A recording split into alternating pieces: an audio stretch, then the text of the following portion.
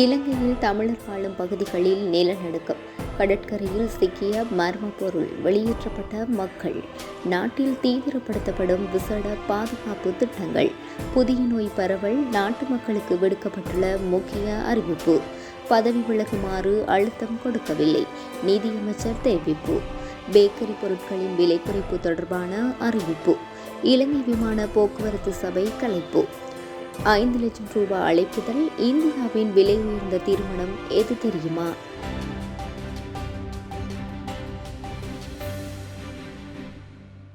இலங்கையில் வவுனியாவை அண்மித்த பகுதியில் நிலநடுக்கம் உணரப்பட்டுள்ளதாக அறிவிக்கப்பட்டுள்ளது. நேற்றிரவு 2.3 மெட்ரிக் யூனிட் அளவிலான நில அதிர்வு பதிவாகியுள்ளதாக புவிச்சரிதவியல் மற்றும் சுரங்க பணியகம் தெரிவித்துள்ளது. மககணந்தராவ, ஹக்மட மற்றும் பல்லேகல நில அதிர்வு நிலையங்களில் இந்த நிலநடுக்கம் பதிவாகியுள்ளதாக புவியியல் ஆய்வு மற்றும் சுரங்க பணியகம் தெரிவித்துள்ளது. களுத்துறை கட்டுக்குருந்தவில் உள்ள பிரபல சுற்றுலா ஹோட்டலுக்கு பின்புறம் உள்ள கடற்கரையில் மர்ம பொருள் ஒன்று மிதந்து வந்துள்ளது. மர்ம பொருள் ஒரு சாதனமாக உள்ளதெனவும் இது தொடர்பில் விசாரணைகள் மேற்கொள்ளப்பட்டு வருவதாக களுத்துறை தெற்கு போலீசார் தெரிவித்தனர். களுத்துறை கட்டுக்குருந்த விசேட அதிரடிப்படை அதிகாரிகள் அங்கு நின்றவர்களை உடனடியாக அங்கிருந்து வெளியேற்றினர். பின்னர் பரிசோதனைக்காக சாதனத்தை பாதுகாப்பாக எடுத்து செல்ல அதிகாரிகள் நடவடிக்கை எடுத்துள்ளனர். அதிலிருந்து ஓரளவு வெளிச்சம் வெளிப்பட்டு வருவதாக போலீசார் குறிப்பிட்டுள்ளனர். இவ்வருட பொசன் பண்டிகைக்காக சமய மற்றும் கலாச்சார நிகழ்வுகளின் பாதுகாப்பை உறுதிப்படுத்தும் வகையில் விசேட பாதுகாப்பு திட்டங்களை நடைமுறைப்படுத்துமாறு பொலிஸ் மா அதிபர் தேசபந்து தென்னக்கோன் உரிய அதிகாரிகளுக்கு பணிப்புரை விடுத்துள்ளார்.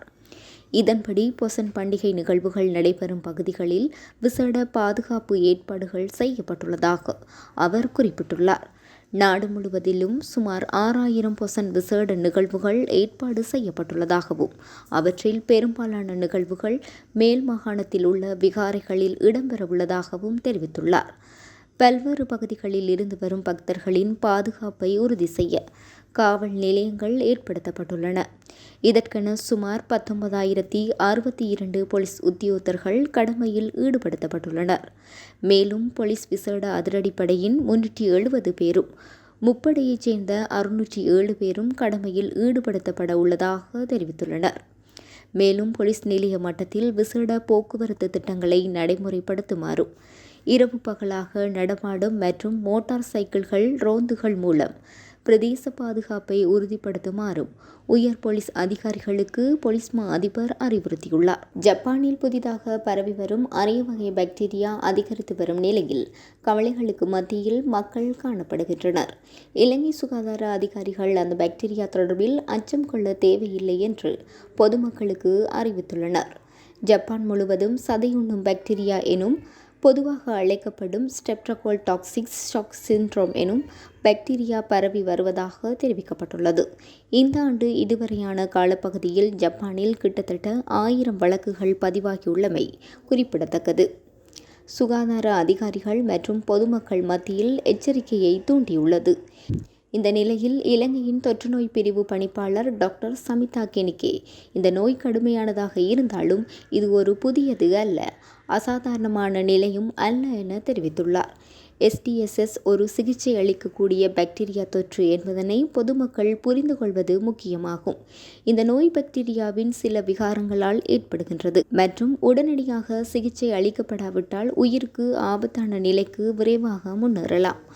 ஆரம்ப அறிகுறிகளில் காய்ச்சல், குளிர், தசை குமட்டல் மற்றும் வாந்தி ஆகியவை ஏற்படும்.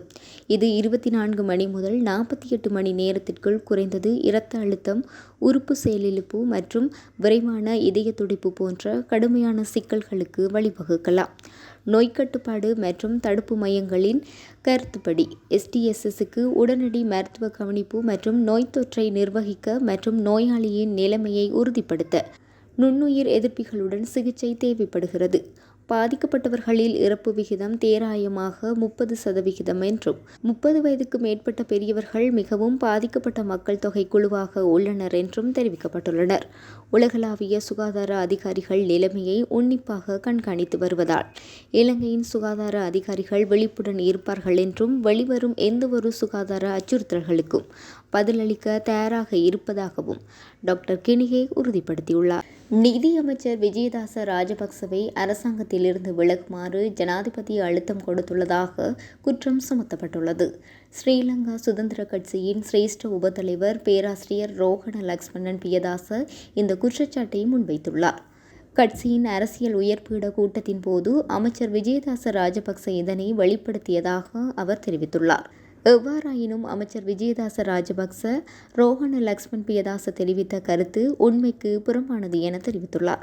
அமைச்சர் விஜயதாச ஸ்ரீலங்கா சுதந்திர கட்சியின் சார்பில் ஜனாதிபதி தேர்தலில் போட்டியிடப் போவதாக அறிவித்த நிலையிலே இந்த அரசியல் சூழ்நிலை ஏற்பட்டுள்ளது.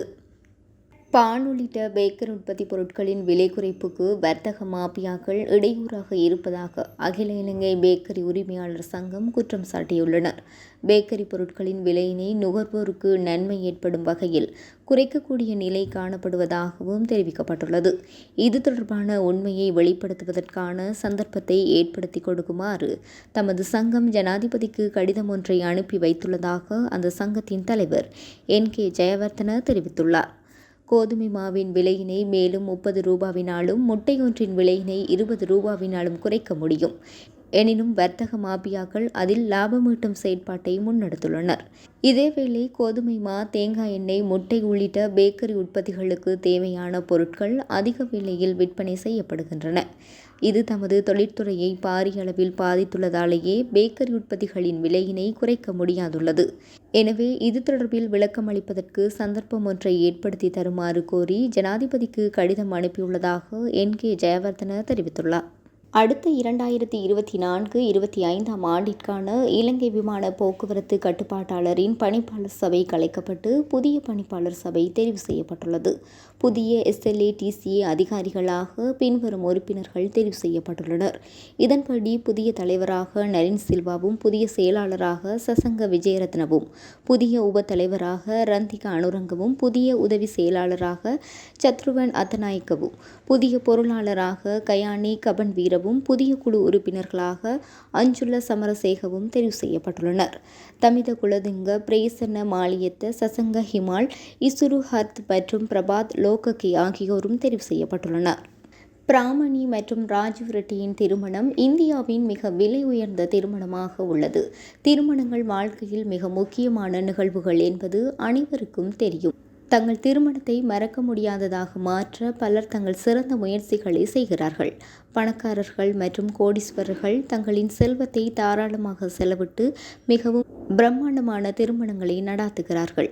இந்தியாவில் நடந்த மிகவும் விலை உயர்ந்த திருமணங்களில் ஒன்று தொழிலதிபர் விக்ரம் தேவா ரெட்டியின் மகன் ராஜீவ் ரெட்டிக்கும் சுரங்க அதிபர் ஜனார்தன் ரெட்டியின் மகள் பிராமணி ரெட்டிக்கும் நடந்த திருமணமாகும். இந்த திருமணம் ஆடம்பரம் மற்றும் செலவுகளுக்கு பெயர் பெற்றது. திருமண அழைப்புதல்களே இந்த திருமணத்தின் ஆடம்பரத்திற்கு முதல் சான்றாக இருந்தன. நீல நிறப்பட்டியில் வந்த இந்த அழைப்புதல்களில் LCD திரையில் மணமக்களின் வீடியோ ஒளிபரப்பப்பட்டது. இந்த அழைப்புதல்களுக்கு மட்டும் 50 லட்சம் ரூபாய் செலவானதாக கூறப்படுகிறது. இந்த திருமண விழா 5 நாட்கள் நடைபெற்றது. 550 ரூபாய் மதிப்புள்ள திருமண விருந்தில் 50,000க்கும் மேற்பட்ட விருந்தினர்கள் கலந்து கொண்டனர். திருமணத்திற்கான செலவு 100 கோடி முதல் 500 கோடி வரை இருக்கலாம் என்றும் மதிப்பிடப்பட்டுள்ளது.